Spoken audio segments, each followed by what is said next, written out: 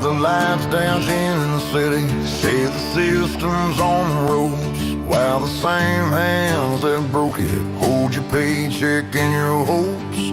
They'll sell your sweat for silver, call your sacrifice relief, but every drop of truth we bleed writes another line of belief. Freedom isn't free, it's carved in blood and fire and stone. That's the price of standing tall when they tell you to kneel and go home. They can lock up every promise, tax the air we breathe, but they'll never chain the hearts of those who still believe. 'Cause freedom isn't free.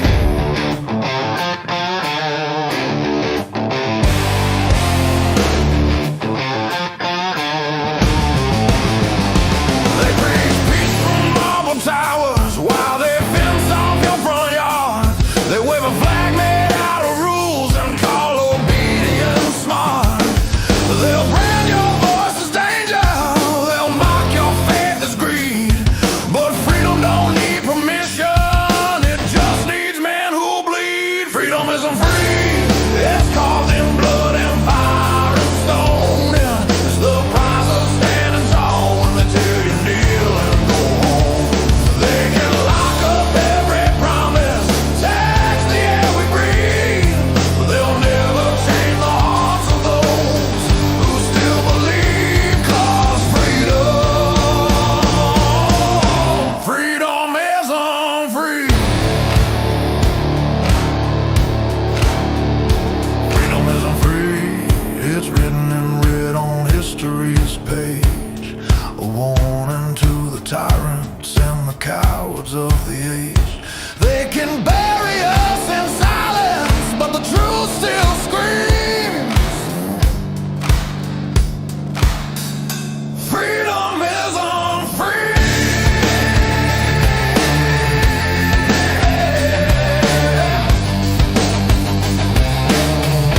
Freedom isn't free.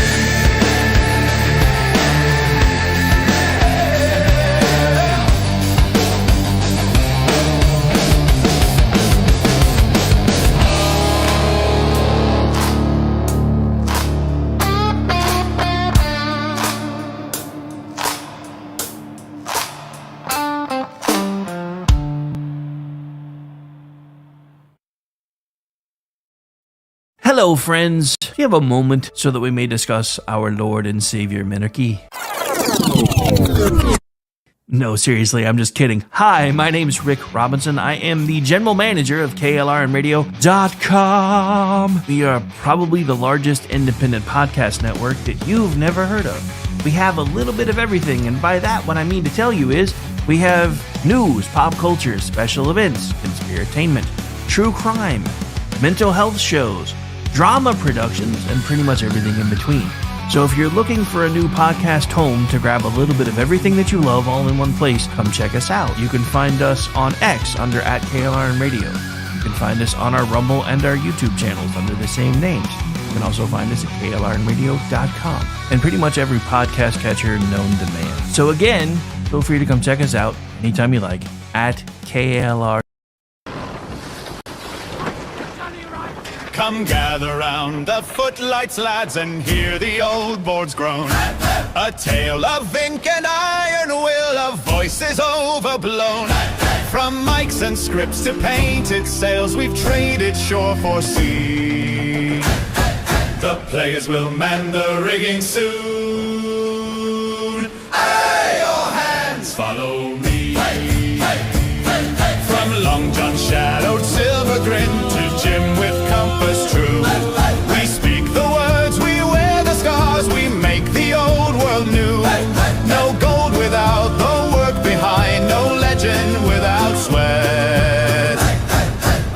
We just ship a single breath. The course is not set yet. We players sail, we players sail, we players sail soon. All hands to KLRN Radio, setting sail for Treasure Island, March 2026!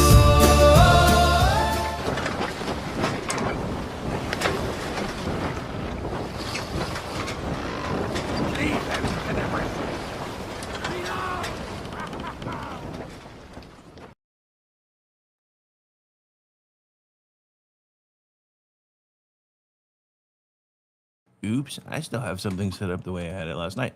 One moment, please. All right, and I apologize if you're hearing my fan in the background. It is already super hot here today, so there will be fan noise if it's being picked up. And I apologize for nothing because I'm old and fat and need the air. So, anyway, all right, now back to our regularly scheduled commercial messages. Hi, everyone. This is JJ, the co-founder of Good Pods. If you haven't heard of it yet, Good Pods is like Goodreads or Instagram, but for podcasts. It's new, it's social, it's different, and it's growing really fast. There are more than 2 million podcasts, and we know that it is impossible to figure out what to listen to. On Good Pods, you follow your friends and podcasters to see what they like. That is the #1 way to discover new shows and episodes. You can find Good Pods on the web or download the app. Happy listening. KLRN Radio has advertising rates available. We have rates to fit almost any budget. Contact us at advertising@klrnradio.com.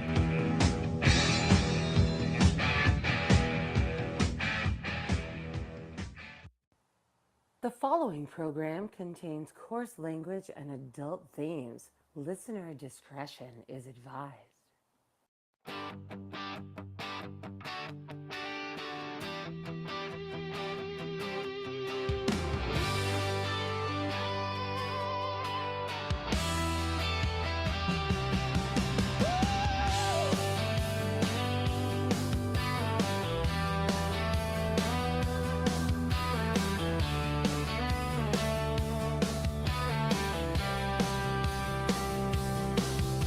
From red dirt roads to the Capitol steps, Rick's calling truth, no time for regrets. Fire in his voice, facts in his hand, talking sense to the heart of this land.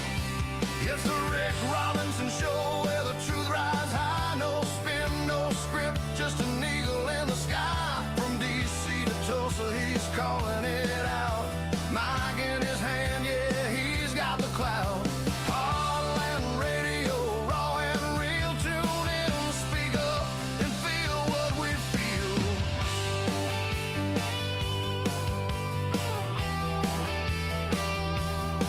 He's breaking down the noise, cutting through the lies, shining light where the shadow hides.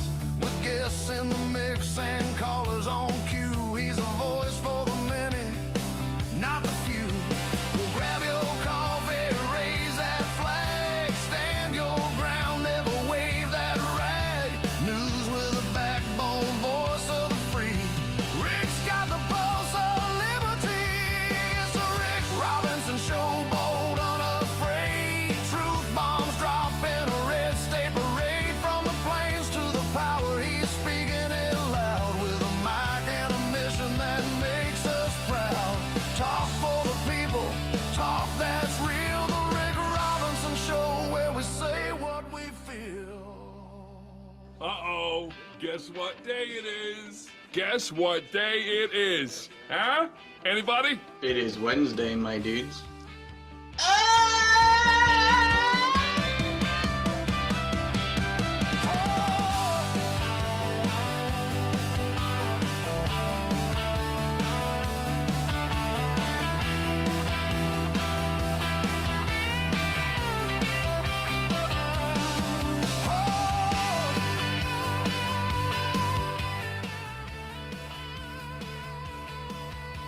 And welcome into the Wednesday, the Chat Lives Matter Day, the Hump Day edition of the Rick Robinson Show. And we're going to go for as long as I can go. My allergies are kicking my butt. So, and it's the opposite of what I normally have. So I have all this medicine for when I get stopped up and stuff. I don't really have anything to help when it's like, when things are, pouring out instead. So, anyway, so we're here, we're live. It is Wednesday, and there's so much to talk about. I don't even know where to start. So I guess we'll start with what seemed to have been the hottest topic on social media yesterday, which is all the leftist lemmings pissed off that Starfleet Academy's been canceled. Look, I watched it. I tried to support it. I have supported every scrap of Trek I can ever find. I used to read the books. I've watched all the series, all the movies. I've even watched all the fan stuff on YouTube before Paramount got greedy and said, no, you can't do that kind of stuff anymore. Now, if you're going to do one, it has to be labeled as a fanfic, and it can only be 10 to 15 minutes long, and there can't be a continuation of a story past 1 or 2 episodes. And to me, that was kind of the beginning of the end of Star Trek. Because one of the things, and I wish I had known this at the time, because I was young, but I would have been submitting scripts like crazy. Because apparently during Next Generation, for the longest time, they were actually accepting fan scripts.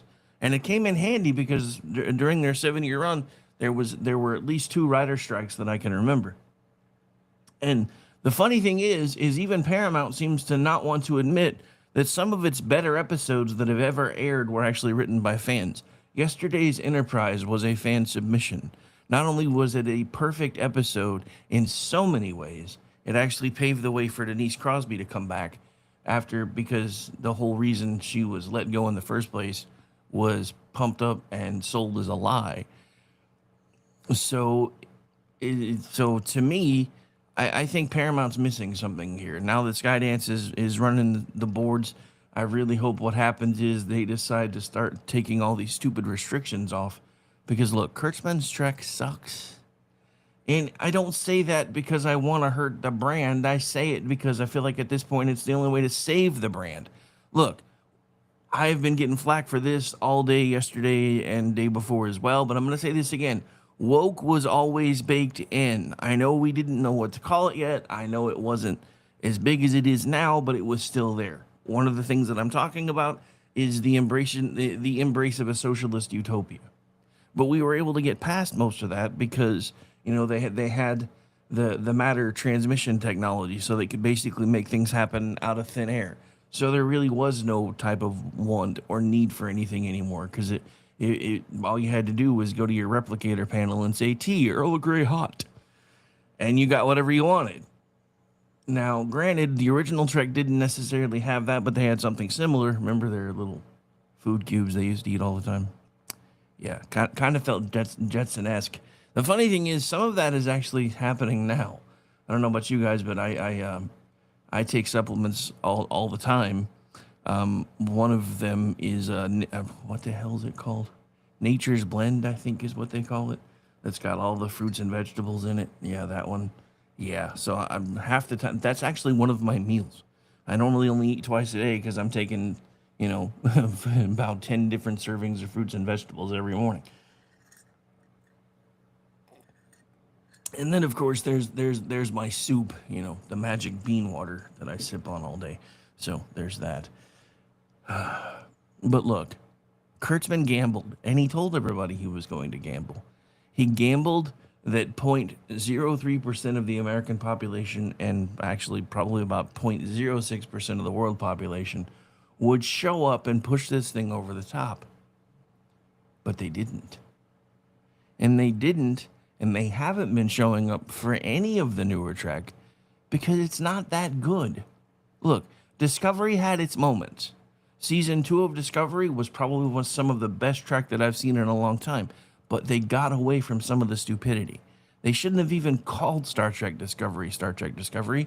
It should have been, under its current iteration, Star Trek Berman, because the original premise of Discovery isn't even what they went with. It was supposed to be a 7-season anthology where for each season you got to see a different ship of the line and a different crew doing what Starfleet does. That could have been compelling storytelling, but they went with this instead. And then they decided to do the magic mushroom thing. And then they did the burn, which is dumb. I mean, sometimes watching these episodes, I felt like I was watching a live action run through of a multiplayer online game, because there were so many MacGuffins built into the series, so many MacGuffins built in to Starfleet Academy. Hell, their entire finale was around a MacGuffin that would have been next to impossible to make happen. It was still an enjoyable episode to me. It was one of the 3 that I actually liked. But the plot holes.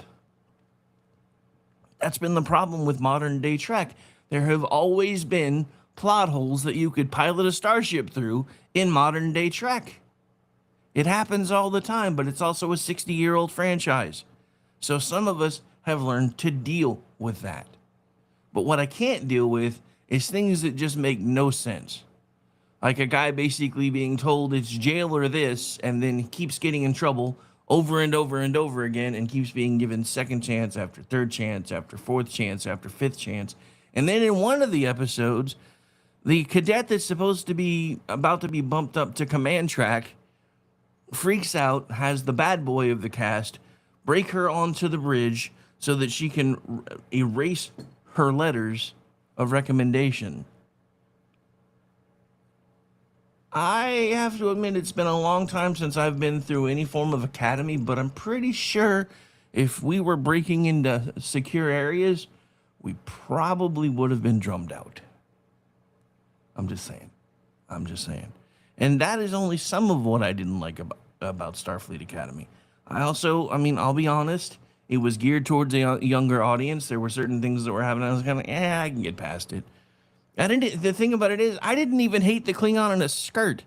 It's 1,000 years from now. I'm assuming people are, if you've seen what's happened to our society in the last 250 years, can you imagine how much more retarded everything would be if we're talking about 250 years past that plus another 900?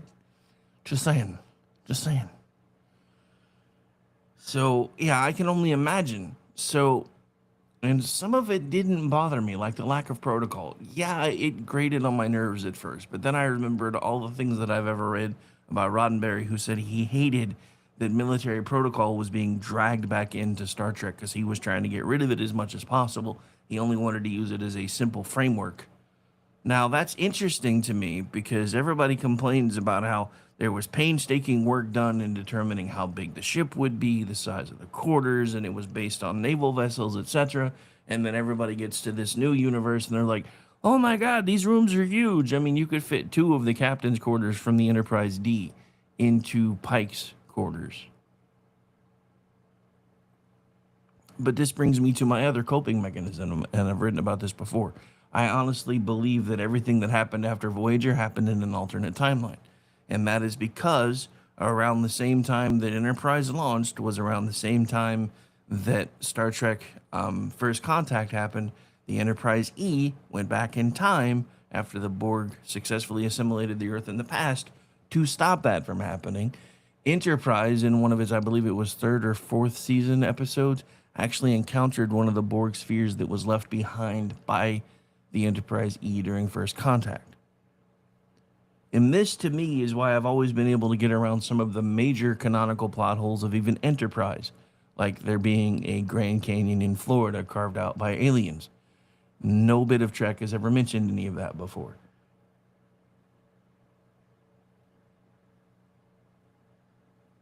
Yeah, STA was military drama without the military or the drama. Hey, doesn't Who have Dax in her? I'm confused by your question. But yes, Dax was in STA. She was the new host for Dax was played by Tawny Newsome from Lower Decks. That was another episode that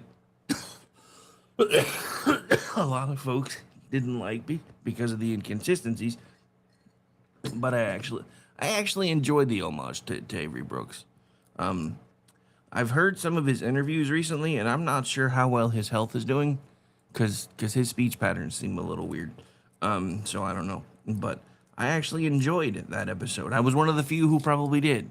I guess that's actually my 3rd. Because the first episode, the last episode, and that one are probably my 3 favorites. I think what helped me loosen up with that a bit was Sarah Lofton talking about how much he enjoyed making the video and how nice it was to give an homage to his TV dad again. But yeah, Denny, in one episode, Dax was in one episode. It was in the one for Cisco. And look, I didn't even mind some of the stupid teenage drama, but it's probably because I've raised kids, and I'm like, yeah, I could see them doing this. I can't really see the way the supposed commandant of Starfleet Academy is looking at them doing this and not doing anything about it, but I can kind of see them trying to get away with it. But anyway, so yeah, one of the main reasons I brought this up is because everybody's been screaming at me from both sides. You don't understand, it's too woke. You don't understand the original series was never woke. No, it was. We just didn't really know what to call it yet. And if you don't like the fact that, according to you, Roddenberry's take on Star Trek was more classic liberalism than woke, then you need to go fight with the crowd that have hijacked your word.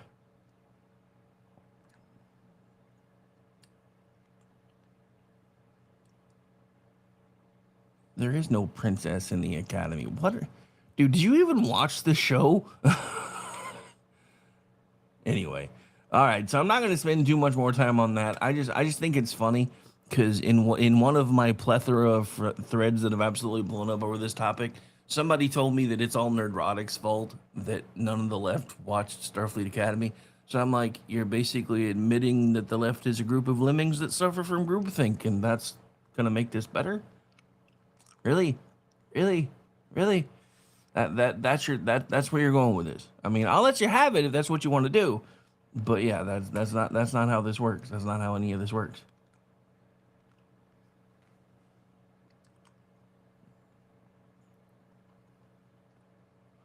All right. So let's see what other trouble we can get into real quick, because there is plenty of news to talk about today. So one of the ones that I've been tracking for a while was this one, and I don't really know why the left is having so much fun with this one, but they are. So there's been a primary shakeup in North Carolina. While this was a close race, the voters have spoken, and I congratulate Sheriff Page on his victory, Berger said in a statement. Over the past 15 years, Republicans in the General Assembly have fundamentally redefined our state's outlook and reputation, said Berger. It has been an honor to play a role in that transformation. Looking ahead, I remain committed to working with my colleagues in this short session to ensure North Carolina continues to be the best state in the nation in which to live, work, raise a family, and retire. In the months ahead, I will also do everything I can to support all Republican Senate candidates and protect our supermajority.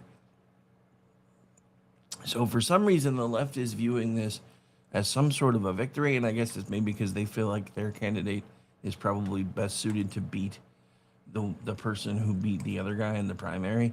I don't really know enough about it to tell you too much more than I think. I think the Democrats are just jumping at every chance to shake anything up that they can, because it's really the only thing that they have right now.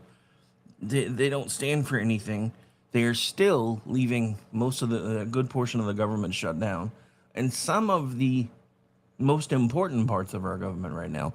I might disagree with the fact that Homeland Security even exists. I might disagree with the fact that I think that we need to keep it.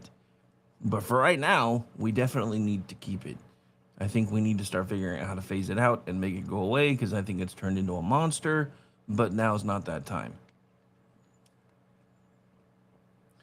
All right, so did you guys hear about any of Iran's demands for their ceasefire? Because, yeah, they have a lot. So you remember those talks that Iran said weren't even happening through intermediaries, and all the Democrats were like, Iran is saying this isn't even happening, and we believe them more than the current administration. Well, yeah, so this is what's actually been happening. Iranian representatives have let the Trump administration know they have a high bar for re-entering negotiations for a ceasefire deal. The Islamic Revolutionary Guard Corps has consolidated power within the shattered Iranian regime and is making demands such as, and I quote, the closure of all American bases in the Gulf and reparations for attacks on Iran.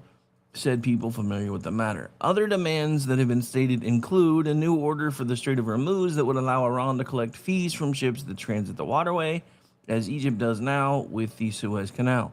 Guarantees that the war wouldn't restart, and an end to Israel's strike on the Iran-aligned Lebanese militia Hezbollah.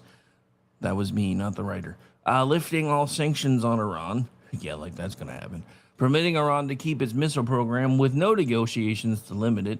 A U.S. official called the demands ridiculous and unrealistic. The posturing will make reaching a deal with Tehran harder than before. Harder than before Trump started the war. Arab and I disagree with that entire sentence, just so you know. And I know I'm quoting from another article when I'm reading this to you, but we didn't start this war. I feel like we should just be playing the Billy Joel song, "We Didn't Start This Fire," on a loop, because we didn't do none of this. I mean, technically we kind of did, but that was like in the 50s. So in 79, they've basically been at war with us ever since. Now, if we go back to the 50s, we can trace it back to our crazy-ass foreign policy of the time, shaking things up and actually making things worse.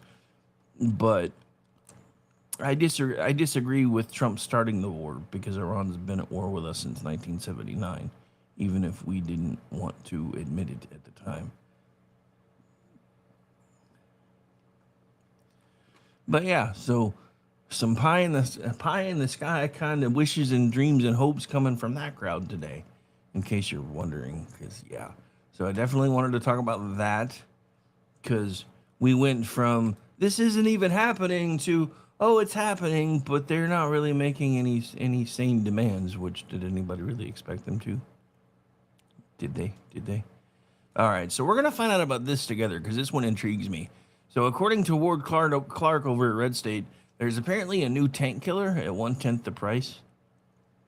So I'm not sure if they're talking about, supplement or replacement to the A10, but I know our Congress critters have been trying to get rid of that one for a while. So let's see what this is talking about.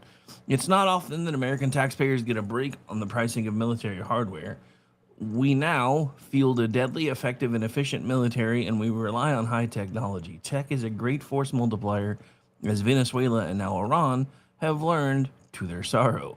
Tech can also be expensive, but here's the thing about high tech. As it develops, it tends to get cheaper, and development and manufacturing processes improve. Now, here's a new example. A new shoulder... it's a shoulder fire. I thought they were talking about like a big weapon system. Anyway, a new shoulder-fired anti-tank missile, the Zeus system, may be the next big thing to replace the Javelin missile system. The Texas-based firm Aon has pushed its Zeus shoulder-fired anti-tank missile through live testing, marking a key step forward for a system positioned as a lower-cost alternative to the FGM-148 Javelin weapon. The new missile weighs 20 pounds, 9 kilograms, and measures 30 inches, 76 centimeters long. Its design allows for tool-free payload swapping, enabling operators to reconfigure the system quickly based on mission needs. Zeus is also built for networked operations. It supports the Android Team Awareness Kit for command and control, and can be launched from multiple platforms, including ground vehicles, drones, and other autonomous systems.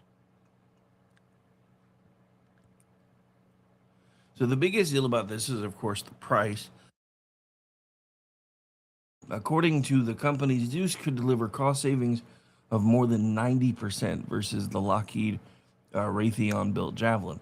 Systems like the Javelin have been in heavy demand in recent conflicts, particularly during the Russian-Ukraine war. So if this thing works as advertised and we can get it for 10% of what we're paying for the other one, I say why not? I really thought they were talking about something bigger, though, but that's still pretty cool. I love the fact that like things are being, military hardware is now being networked with Android apps, apparently. Anybody else find that a little weird? Just me? Maybe it is just me. That's all right, though. It can be just me. I'm fine with that.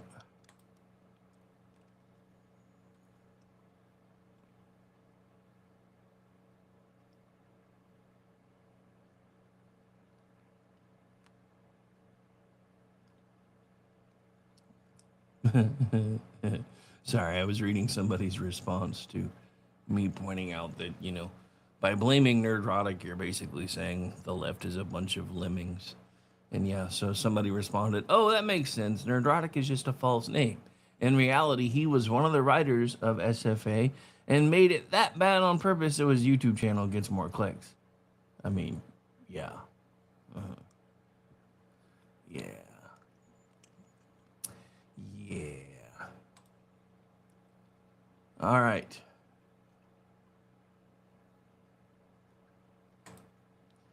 All right, let's go ahead and take a break so I can get some stuff organized here, because there's way too much going on, and I do want to, if it starts on time and if I can remember it, there's a press conference with Her Hotness today, so I plan on joining that. But they rarely start on time anymore, so I guess we'll have to see.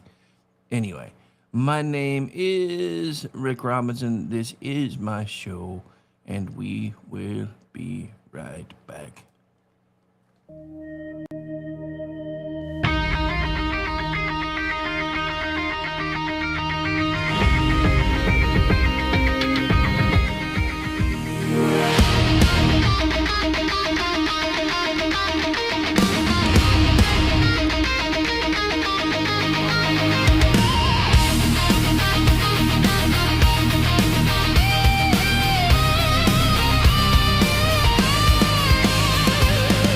When the call comes in, somebody answers.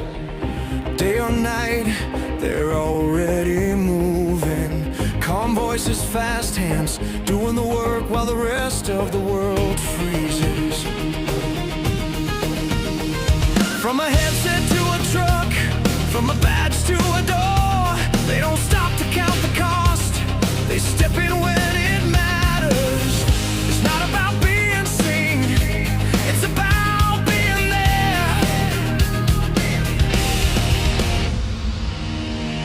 They're holding the line when the lines go dead, standing their ground when the world goes dark.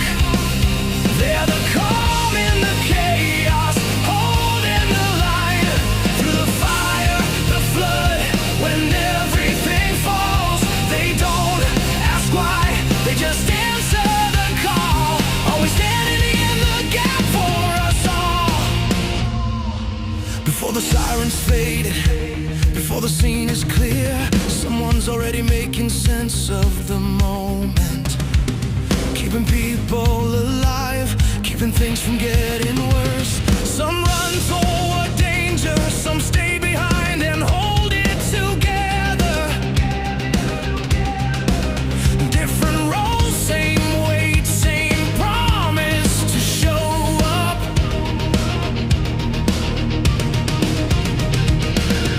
When everything's on the line, they're already there. They're holding the line when the lines go dead, standing their ground when the world goes dark. They're the calm in the chaos, holding the line through the fire, the flood. When everything falls, they don't ask why, they just answer the call. Always standing in the gap for us all.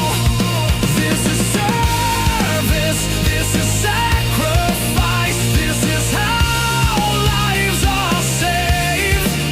No spotlight, no applause, just showing up again and again. They're holding the line when the world goes dark. When everything's breaking, they hold their ground. They're the calm in the chaos, holding the line. So we raise our voices for the ones who stand. Every voice, every badge, every helping hand. They don't ask why, they just answer the call. Always standing in the gap for us all. Always standing in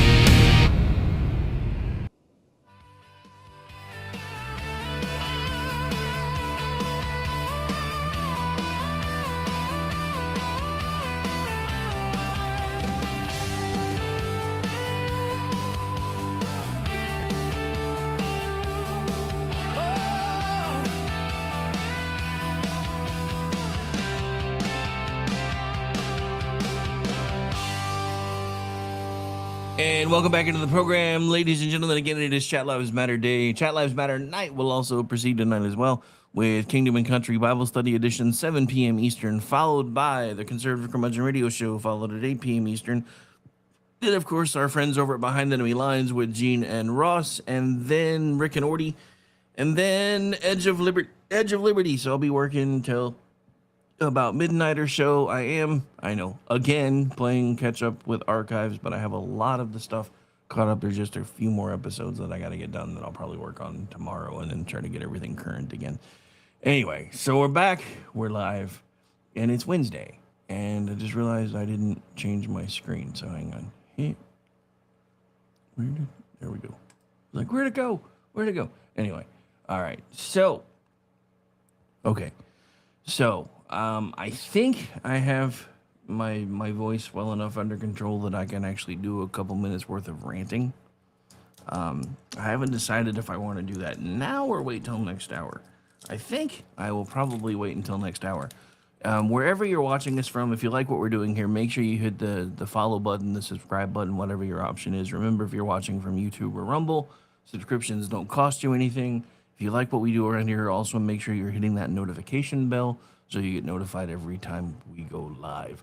And I guess, before we do anything else, I should talk to you about one of the folks that we partner with, known as Freedom Chat. For those of you who don't know what that is, Freedom Chat is an app similar to Signal, but it has a lot more control and a lot less of you being tracked. So feel free to visit freedomchat.com if you want to check it out. There's links to get you to whatever version of the app is supported by your particular brand of phone. There are channels there for the Rick Robinson Show. There are channels there for KLRN Radio, and we are starting to spin up more. I have to admit that is one of the things I haven't done much of lately, is messing with that. But I encourage the use of that program for that app for a couple different reasons. One, it is a lot more secure than any of the other apps out there that I have actually tried to use. There's also interesting settings that make it to where your messages can disappear if you set them to only be visible for a certain amount of time.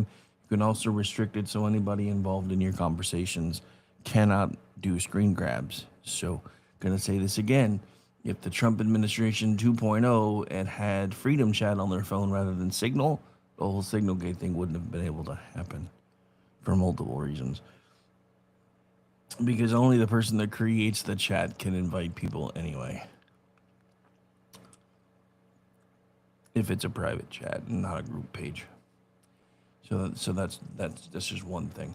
All right, so I think what I'm going to do next, because I do have a couple of clips we haven't gotten to yet, and this one kind of sort of feeds into what I'm going to be talking about today in a roundabout kind of way, but we're going to get there anyway. So hang on, I got to get back to the right X account because I was off promoting everything while we were on break.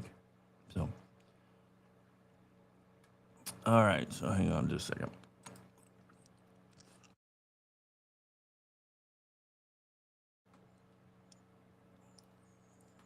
All right, so you guys know that for the longest time I've been pointing out that Chris Murphy, the Congress critter, is actually a little bit Riri. But he just did something that even surprised me. Sometimes they say the parts that they don't want you to hear out loud, and then they hope you just didn't notice. I think this may have been one of those times, but here we go.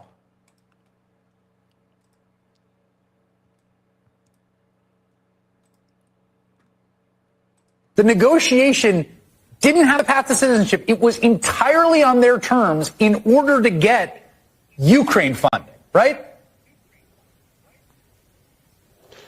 Well, I mean, Chris, that's been a failed play for 20 years. So right. You are right that has been the Democratic strategy for 30 years, maybe.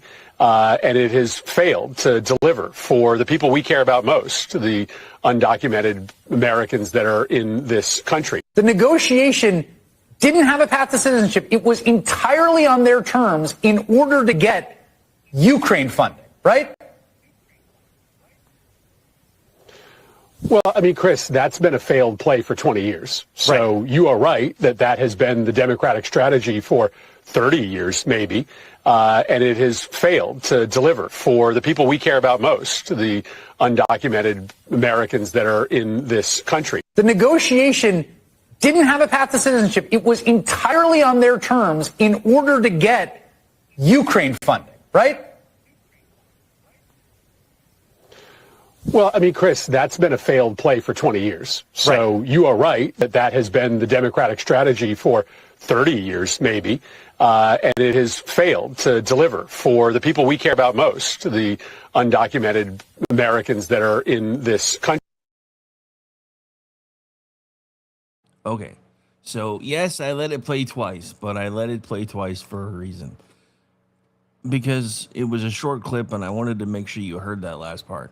We care about, now notice, he didn't say undocumented migrants. He said undocumented Americans. This is one of those things where, and this is why I have been pounding the point home for the last couple of days about Star Trek always being woke, that it was just woke to differing degrees back then, because it took less to push shock value then than it does now. To give you a perfect example, the song from the 60s, Love in My Tummy, almost nobody in that day and time knew what that song was really about because they were able to be subtle, and a handful of people got it, and there was a joke, and everybody laughed, and they said, I can't believe this made it past the censors. Yeah, same thing with Star Trek. Same thing with Star Trek. The problem is, and I've been saying this on a lot of shows, human nature is to continue to push the envelope once we have broken through to whatever the next envelope is, and then we keep pushing it till it breaks. The problem with that is sometimes we're too stupid to know when it's time to stop pushing. For the left, you guys have overdone it, and you're finding it out slowly, and most of America doesn't want your crap, which is why we're not buying it anymore. I think we're going to find out the same thing that we found out about The Acolyte with Disney, even though it was months later before they admitted it, that the cost was just too prohibitive to continue to shoot the episodes, especially with the lack of return on investment. Now you have to ask yourself the question, where did the 4.5 million people that turned in to the first episode of The Acolyte go? And gee, I wonder if the space witch orgy might have had something to do with why they stopped watching. Just could be. Could be. But anyway. All right. So, but yeah, Chris Murphy says the quiet part out loud. Wait, your newest granddaughter's already judging you for what? Anyway, congratulations on the new grandbaby, by the way. I don't think I've said that yet, so I think you're trying to catch up with me.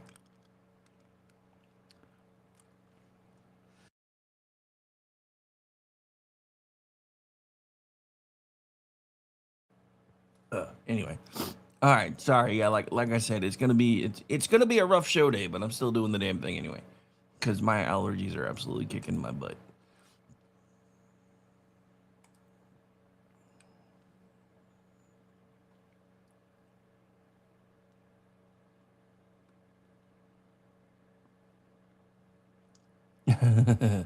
All right. So I just saw the announcement that we'll actually not be in Edge of Liberty tonight.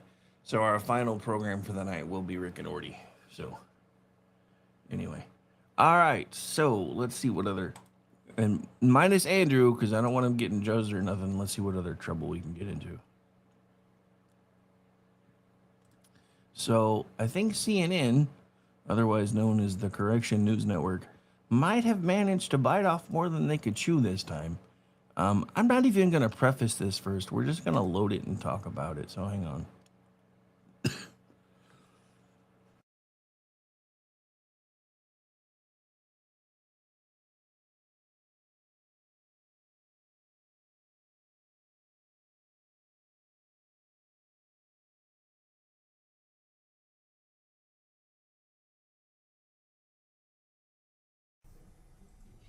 Not only to incomes, my in-laws also work for the agency. So even the people that we could have probably asked for some sort of money or some sort of help, they're also in the same position where they cannot help. I mean, we're really making do with what we have, stretching that dollar, having to carpool, at this point, it has come to the point of like having to skip meals because I have to make sure that my kids are fed. And so if it comes down to I'll just feed them and I'll skip a meal and, we'll keep stretching that dollar, so be it. It is really hard to hear that in this country that you are having to skip meals in order for your own children to be fed, and you have a full-time job, but because Congress can't get it together, you are unpaid. Can you give me some sense of the message that you want to send directly to Congress, to your Congress people, and to those who are making these decisions? What would you say to them and the president this morning? I need them to come to some sort of resolution for the sake of the federal workers. This is unacceptable. These are people who have been put on a position by constituents, and they need to represent us, and that also means making sure we are able to put food on the table while we've been working. It is unacceptable at this point that we are showing up to work with no pay, and even the people who are not showing up to work because they're not able to, it's not that they don't want to, they're not able because they're not able to put gas on their car or have anyone to leave their children with because they cannot afford to pay it. And yet, since this shutdown started, we have nationwide, officers have screened well over 95 million people, and we are still showing up every day without pay. Showing up every day without pay. So for those of you who didn't know what that was actually a TSA union member. So look, government is dysfunctional, and we've known that for a while. And it's only getting worse, not better. And the more divided we stay, the easier it is for government to keep fighting with one another. But we talked about this a little bit on Men Explained Poorly last night.